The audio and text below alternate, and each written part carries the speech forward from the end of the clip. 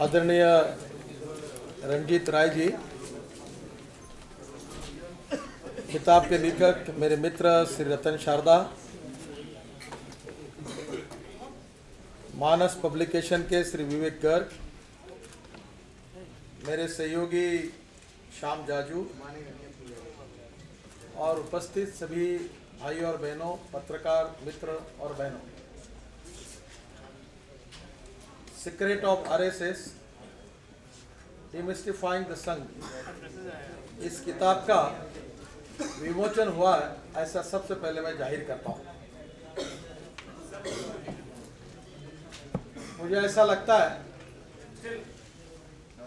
कि ये किताब संघ के बारे में निश्चित रूप से जो सही जानकारी है आपको पहुंचाने में सफल होगा। ये बात संघ के लिए नई नहीं है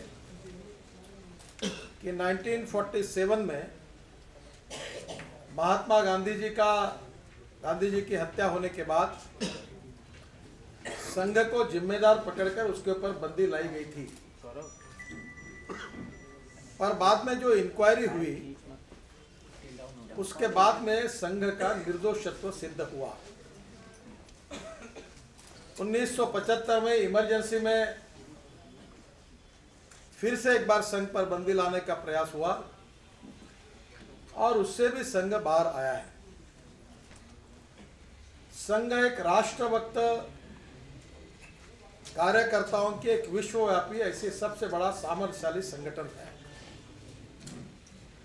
और समाज के अनेक क्षेत्र में संघ कार्य कर रहा है। विद्यार्थियों में हो, मजदूरों में हो, वनवासियों में हो, सेवा कार्य के मार्फत हो, अनेक क्षेत्र में संघ से वैचारिक प्रेरणा लेकर कार्यकर्ता बहुत अच्छा कार्य कर रहे हैं। आज सुबह ही सरस्वती शिशु मंदिर, इसका प्रमुख रूप से काम करने वाले उसके प्रमुख मेरे घर पर आए थे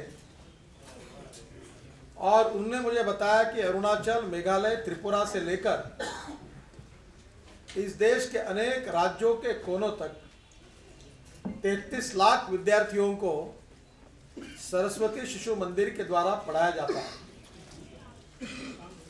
ये सरस्वती शिशु मंदिर को कोई ग्रांट नहीं मिलती। अगर आप ही सोचेंगे कि इस देश में 33 लाख विद्यार्थी वनवासी आदिवासी क्षेत्र में, रिमोट एरिया में, उनके ऊपर संस्कार करने वाली देश की सबसे बड़ी एजुकेशनल इंस्टीट्यूशन कोई है तो सरस्वती शिशु मंदिर है।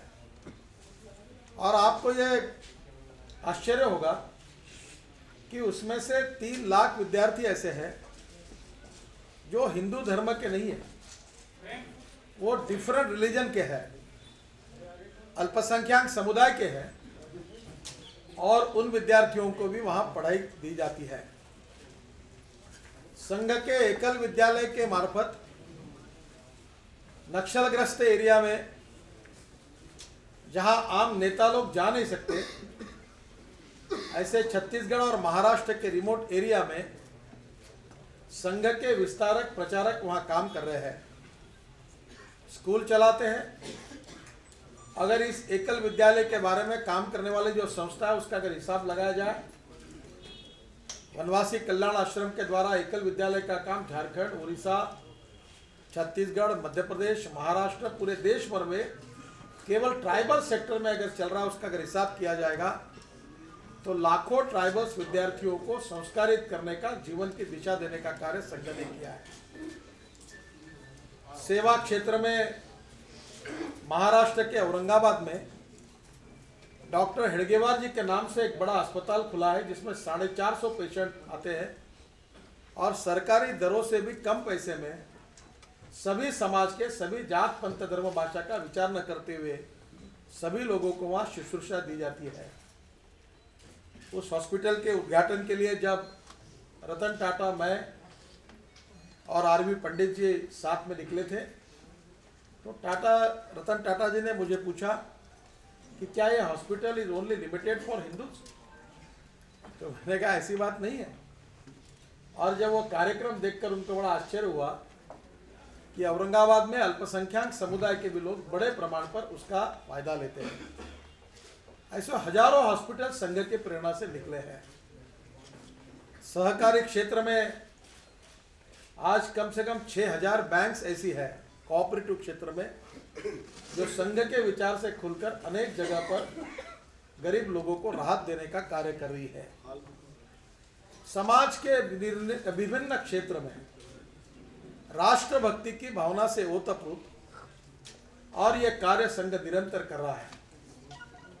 और इसलिए संघ के संस्कार, संघ का विचार, एक बात जरूर है कि जितने प्रमाण में सही में लोगों तक जाना चाहिए उसमें कुछ कमी है। और कभी कभी मुझे भी लगता है कि मैं 1 साल भारतीय जनता पार्टी के अध्यक्ष के नाते मैंने पूरे किए हैं। मैं बचपन में तो संघ में कम था, पर विद्यार्थी परिषद में मेरी ज़्यादा इन्वॉल्वमेंट हुई और उसके बाद संघ विचार से प्रेरणा मिलकर मैं राजनीति में काम करने के लिए आया। 1 साल में मुझे ना कोई संघ के अधिकारी ने कोई आदेश दिया, ना कोई निर्णय थोपा। किंबहुना अनेक बार ऐसी स्थिति हुई कि अनेक विषयों पर उनके जो विचार थे उसके कहीं प्रतिकूल बात भी मुझे कहनी थी तो मैंने उनके सामने रखी है। पर संघ में झगड़े नहीं होते, संघ के मीटिंग में नेता एक में के कपड़े नहीं फाड़ते, संघ में झगड़े अखबार में छपकर नहीं आते। तो संघ का वर्णन किया जाता है कि ये डिक्टेटर है, डिक्टेटोरियल ऑर्गेनाइजेशन है, इसमें लोकतंत्र नहीं है।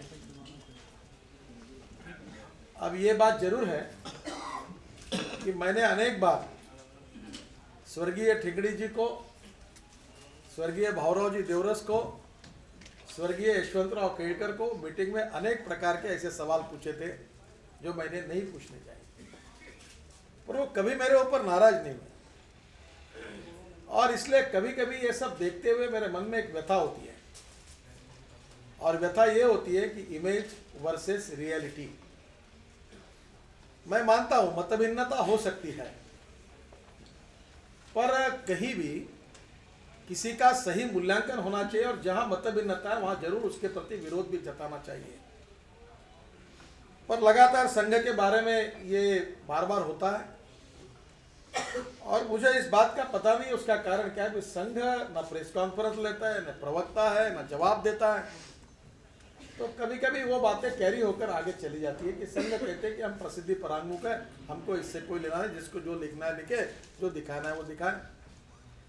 इमरजेंसी में वो लकड़ी की तलवारें थी तो उसके न्यूज रील पर हम लोग, वो गवर्नमेंट की पिक्चर के पहले न्यूज रील आती थी तो उसमें उसकी तलवारें दिखाती थी, वो तलवारें ऐसी थी उसको धारी नहीं थी, और उसके फोटो, काठियों के फोटो, उसके बाद वो आनंद मार्गी की कौड़ियाँ दिखाते थे और संघ क्या कर रहा है, ये सब प्रचार बहुत हुआ।